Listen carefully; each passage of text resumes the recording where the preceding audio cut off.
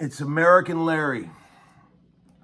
American Larry coming at you from downtown America on a lovely Wednesday. Hope everybody's doing great out there. Special morning today. I took my sweet boys to breakfast at a new breakfast place before school. So we got up super early. Got up at 5:45, and I said, boys, I know it's still dark out, but let's go to this cool breakfast place. And man, we had a ball. And, getting up early sucks when you're doing it, right? But as soon as you get through the pain of crawling out of that warm bed, you wish you would have even got up earlier. Well, and then you got all this time to do what you want. We had a couple hours before school to hang out and have a special memory, and it was just great. They got chicken and waffles. They love chicken and waffles. Got a lot of stuff in the VCB for you. Let's see what we got here. I'm going to put the old corporate eye on so I can see what I'm looking at. Let's see. I was going to tell you a funny story. I'm going to start off with some pretty personal stuff here. 54, about to be 55. I still didn't get a colonoscopy when I was 50 like you're supposed to. They've lowered it to 45 now. Everybody was like, Larry, have you had a colonoscopy yet? And I was like, no, I haven't. And I've been putting it off, scared to death. Scared, not scared of the procedure, but just scared of what they might find. Laying in bed at night, thinking about that. It was like weighing on me. So I finally went in, and I was sweating it. The nurse was like, you nervous? And I said, yes. She goes, you don't seem like it. You seem very relaxed. And I was like, yeah, I know, but I'm just, I'm always like that. I'm always very chill. And she's like, well, don't worry, you're going to be fine. Turned out fine. Results were great. I was actually thrilled to find out that was great. But a funny story that goes along with it. The doctor, young guy, cool guy, when he came in the room and he was just about to put me out, he walked in, and the first thing he goes, hey, man, you like Pantera? And I was like, yeah, man. I'm actually friends with Rex, the bass player. He watches the Homeskoolin show. And he said, yeah, man, I'm going to play some Pantera while you're going out. And I said, yeah, great. And I said, you want to? He goes, I'm going to their show coming up in Nashville. And I said, yeah, me too, man.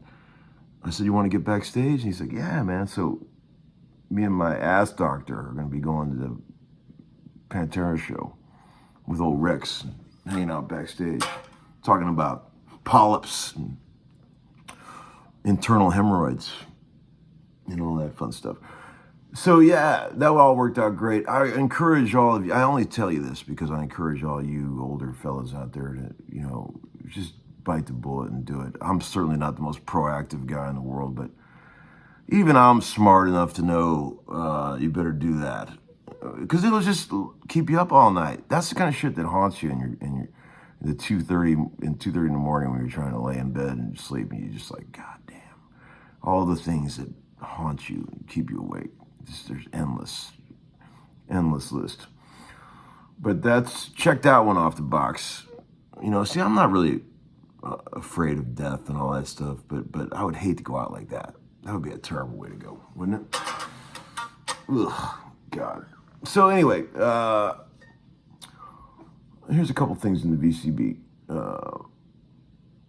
Hey, Larry, is it bad to meet your heroes?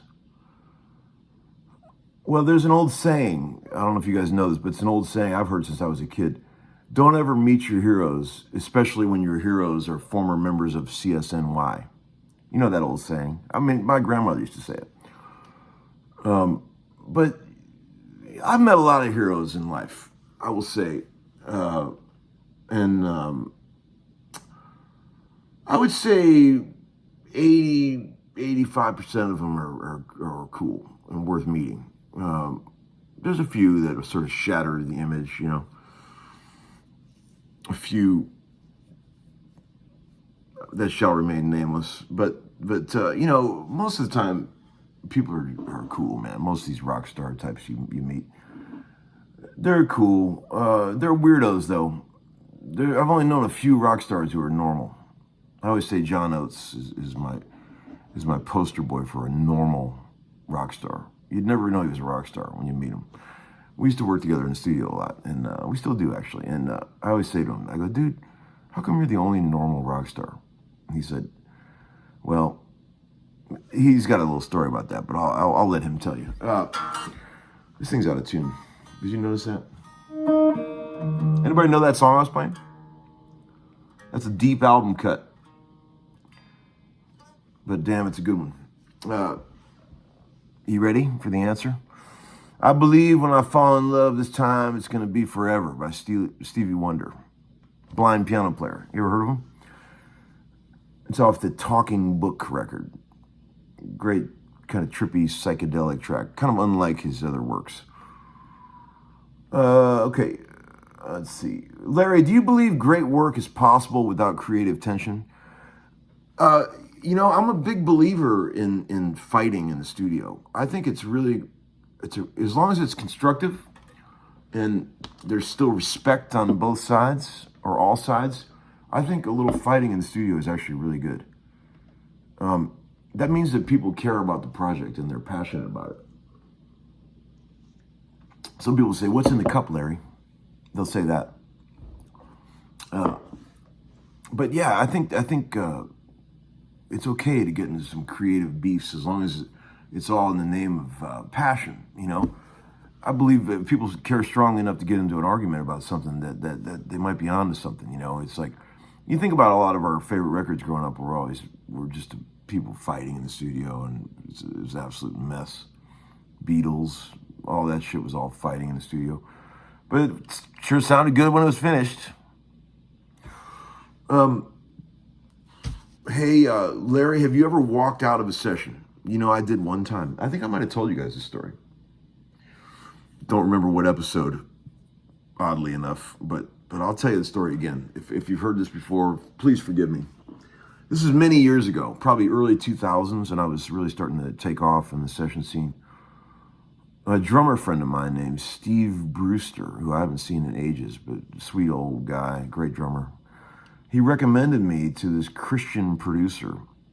I can't tell you what his name was, but his initials were Reed Arvin. And I think he's out of the business now, but he had a bit of a reputation as being difficult to work with. So it was just me overdubbing on existing tracks that had piano, bass, and drums. So I go to this weirdo studio that I've only worked at that time, this horrible studio somewhere on Music Row. And the studio was such a drag that even though it was just me, the producer, and an engineer working together, we still couldn't be in the same room. They had me all the way down the hallway in a different room. That's how pitiful it was. So they're both in the control room. I'm down the hallway with headphones. The headphones sounded like dog shit. And I kept saying to the engineer, I go, man, something's wrong with the phones. He said, it sounds great in here. They kept saying, sounds fine in here. I'm like, yeah, right, guys. But I'm the guy that's trying to play down the hall. So he didn't like anything I played. I remember we almost got through the first song, and he was being a total dick. And I was not in the mood. And I remember at one point he said, that note you're playing is clashing with the vocal. And see, I don't know if you guys know this about me, but you could say anything you want about me in the studio, and I don't care. But the one thing you can't say about me is that I don't listen to the vocal. If you go around and look at everybody's headphone boxes, I guarantee you, I will have the vocal louder than anybody. I cue everything I do, even when the singer's terrible, I still got it cranked. Everything I play is cued off the vocal, everything. I've always been like that. So for somebody to accuse me of not listening to the vocal really hurts me. And I said, okay, man, let me try another note. So I played another note. I remember it was a C chord, and I held out a C note. I still remember this. And he goes, let me play that back for you so you can hear how it's clashing. And I said, Reed, it's the root note of the chord, man. There's not a safer note I could play. He goes, do you want to argue about what note it is, or do you want to play something that sounds good? And at that point, took off the phones, shut off. I used to use 2 amps, shut them both off, started putting the guitars in cases. And he didn't know that I'd quit because he couldn't see me. He was down. So he's still trying to talk to me over the headphones, but the phones are like laying on the ground. And then finally he comes walking down the hallway. He goes, "What's going on, man? We almost got this track." And I go, "Man, dude, some people just aren't meant to work together." I go, "I'll pay the cartage on this one. Just let me go home." And he goes, "What? We almost got this track, man. We got a whole day booked." And I go, "Dude, I can't do this, man. It's not cool." I just walked out. He was a big old boy too. He's like 6'5". He probably would have whipped my ass if he wanted to. But I just was like, "Man, I cannot. First of all, please do not ever accuse me of not listening to the vocal. You could say that I suck. I can't have shit tone. I don't care about any of that. But do not accuse me of not listening to the vocal." Okay, there's my story. Wonder what he's doing now. How's it going, Reed? If you're out there, remember that day? Okay, okay, Larry, what? Let's see. Oh, one guy said, "Hey, Tom, that was a damn fine boogie you played yesterday. That little, kind of thing. That was fun. I really like playing that kind of shit. That old telly I had to tune down to a whole step, and then I had the bass string tuned down even another whole step. So it was like drop C. But I love that kind of, boogie. I like the boogie. I feel like music has gotten a little too far away from the boogie. The original boogie is what started all this shit. And we need to get some boogie back. Bring the boogie back and bring the chords back. Did you see that Buddy Jolly finally cease and desisted? Or, the guy that makes the videos, the guy that's got a lot of time on his hands. He cuts up all my videos and edits them into things. I think he got a little taste of what the internet's really like, and I think it spooked him out a little bit. Because there are a lot of weirdos out there. Thank God for the hide user from channel button. But I think he might have got a little taste of that. He made some nice videos. He's got a gift with the editing, Buddy Jolly does. But I think maybe he can find a new subject, somebody else to work on for a while. We did enough here, I think. Let's see. Tom, what genre of music is more annoying to you? White sports bar blues or video game math rock like Polyphia? Man, okay. I mean, that kid that plays guitar in that band is pretty amazing. The stuff that he can do, all that trippy stuff, with the neck tattoos and stuff. It's not my jam, or anything like that. But, I respect people that are trying to come up with some new sounds in this world. It makes me nervous listening to it. It sort of gets me all jittery and weird. Like, I can't take much of that. But I also can't take much bad blues. So, man, if I had to pick, I don't know. That's a tough one. I'd probably go for the blues.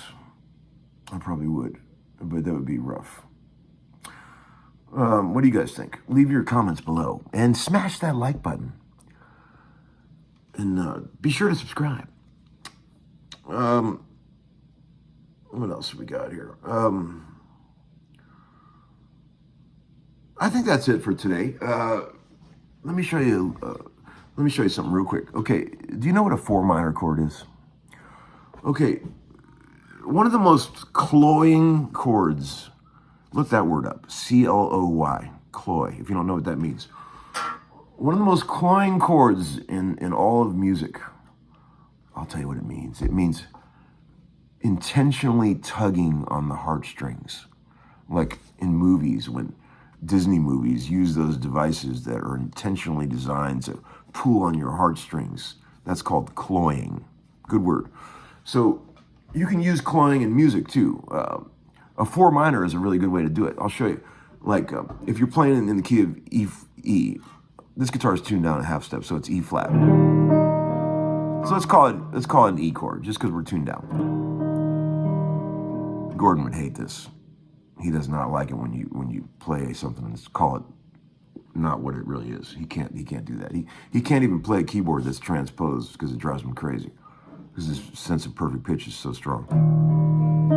So if you're playing a 1 major chord in the key of E, what's a 4 minor? Please answer me. Think about it. What's the 4 minor chord in the key of E flat, or we'll call it E here? Do you have the answer? If you don't know, you need to really start studying some theory. It's an A minor, okay? So the 4 major chord would be an A major, but if you make the 4 minor, it's an A major. So now, what are the notes that make up an A minor chord? The root, A, the minor third, C, and the 5th, E, okay? So one of the notes from the 4 minor chord is still in the original 1 chord. The E is constant in both chords.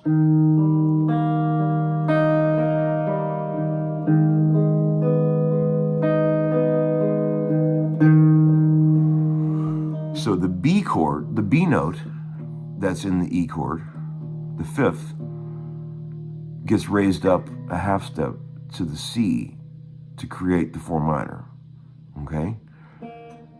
So if you and then you just raise that and you take your G sharp, which really this is a G, sorry, and you raise it a half step to go to the A. That's how you make your 4, you see.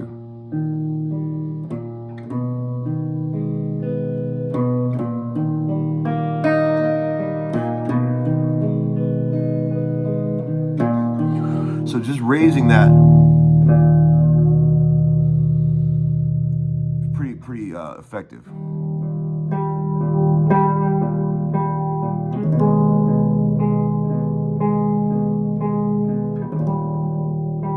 Okay, so put that in your little theory book and work on that for a while. All right, 21 minutes, I better hang up. See you guys. Peace out.